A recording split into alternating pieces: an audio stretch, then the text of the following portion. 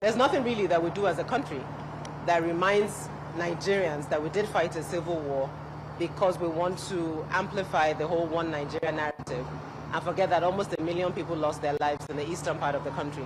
Most narratives of the Biafran War are said by Igbos because they were the ones most affected, but the rest of the country chooses to move on. So it's a pattern, and we have every day from Mako 6 to OD to Ogoni 9. I mean, I think the Ogoni 9 came back in consciousness because they were recently pardoned. But it is not surprising, and that's why I'm really glad News Central is here and taking coverage. And you guys are the only media people here.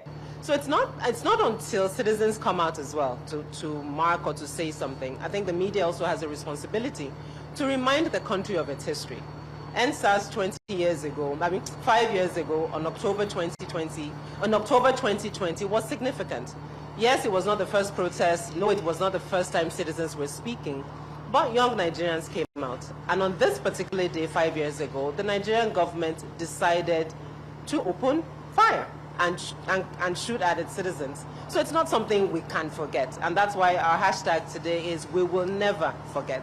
And we must. I mean, there's myself and my colleague Nare, who's here, who's a scholar who has been talking about this whole notion of history and why we deliberately forget and don't amplify so people can move on and don't have a reference point.